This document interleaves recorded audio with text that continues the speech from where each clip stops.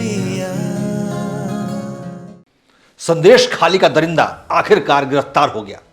ममता बनर्जी का गुंडा कानून के शिकंजे में फंस ही गया, लेकिन ठहरिए, अभी भी इसके पीछे कई राज छिपे हुए हैं। नमस्कार, उदय इंडिया डिजिटल में स्वागत है आपका। मैं हूं अंशुमान आनंद। जरा ये तस्वीरें गौर से देखिए। ये है शाहजहां शेख। ये पश्चिम बंगाल के संदेश खाली का वही दरिंदा है जिस पर सैकड़ों महिलाओं ने जोरों जबर के आरोप लगाए थे। लेकिन जरा इसकी चाल देखिए, इसकी ठसक, इसकी अकड़ अभी तक कायम है। इसे अपने कुकृत्यों पर जरा भी शर्मिंदगी नहीं है। और आखिर हो भी कैसे, उस पर मुख्यमंत्री ममता बनर्जी का वरदहस्त जो है, वो कहावत है ना, सैया भय कोतवाल तो डर काहे का। यहां बिल्कुल वैसा ही नजारा दिखाई दे रहा है।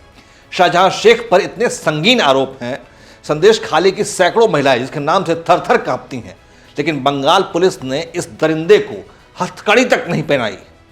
शायद उन्हें ऊपर से आदेश आ गया होगा कि बाहुबली नेताजी से इज्जत से पेश आना है।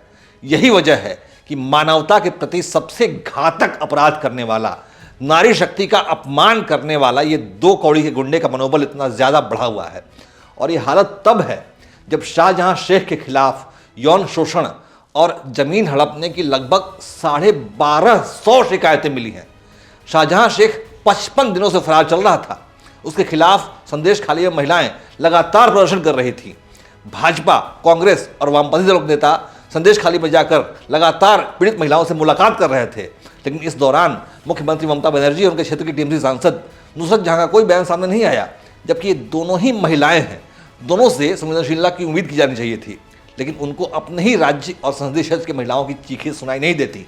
बल्कि 24 परगना की सांसद नुसरत जहां तो इस दौरान उन्होंने अपना फोटोशूट भी कराया और अपनी अदाओं का जलवा भी खेरा, लेकिन उनके पास इतनी फुर्सत नहीं थी कि वो अपने संसदीय क्षेत्र की महिलाओं का दर्द साझा करें, उनसे मुलाकात करके उनके आंसू पोंछे। स्वाभाविक सी बात है, ममता बनर्जी हो या नुसरत जहां, दोनों को अपनी राजनीति चमकाने के लिए शाहजहां शेख जैसे गुंडों की जरूरत हमेशा होती है। और ये बात, इस कमजोरी को, इस बात को शाहजहां शेख अच्छी तरह समझता है। इसीलिए गिरफ्तार होने के बाद भी उसकी चाल में इतनी अकड़ मौजूद है।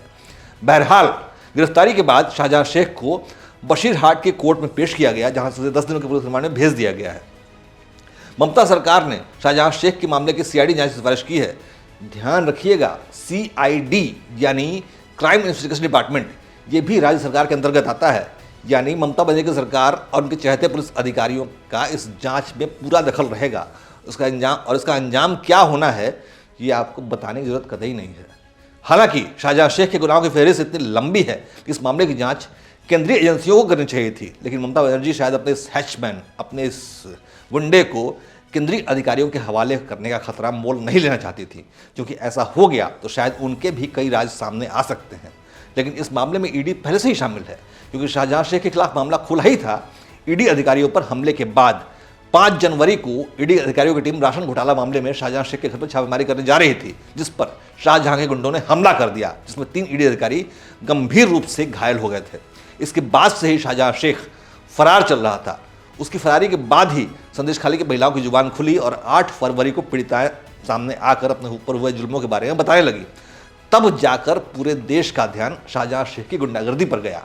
কোন বাড়ির বউটা দেখতে সুন্দর, কে কম বয়সী, এইবার তার ঘুমকি চলে আসবে, তোমার বাড়ির বউ তুমি ছেড়ে দাও। তুমি স্বামী হতে পারো, কিন্তু তোমার কোনো অধিকার নেই। মানে নিয়ে চলে যাবে রাতের পর রাত, একদিনের জন্য না। যতক্ষণ তাদের না মন ভরবে ততক্ষণ তোমার কিন্তু রেহাই নেই। ওদের ওদের দল আছে 25 জন 30 জন বাইক বলার সঙ্গে সঙ্গে চলে আসবে। কি ভয়ঙ্কর। उसकी करतूतों से पीड़ित महिलाओं की फेहरिस्त इतनी लंबी थी और उनकी दास्तानें इतनी दर्द भरी थी कि कोलकाता हाईकोर्ट का ध्यान भी उस पर गया और माननीय न्यायाधीशों ने ममता सरकार को कड़ी फटकार लगाई।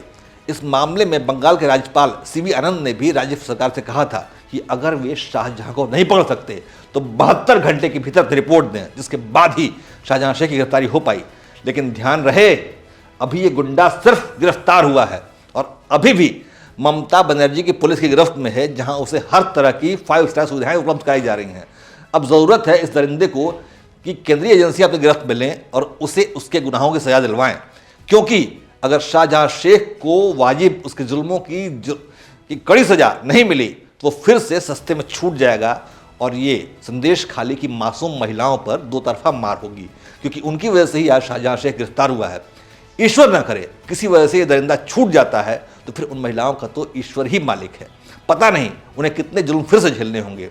अगर उन महिलाओं को सच्चा न्याय दिलाना है तो शाहजहां शेख नाम के इस दरिंदे की अकड़ को तोड़ना होगा और उसे उम्र भर के लिए सलाखों के भी सड़ाना होगा, जिससे कि फिर कोई शाहजहां शेख भारतीय नारियों की अस्मिता के साथ खिलवाड़ करने का साहस भी ना कर सके। जय हिंद, जय भारत।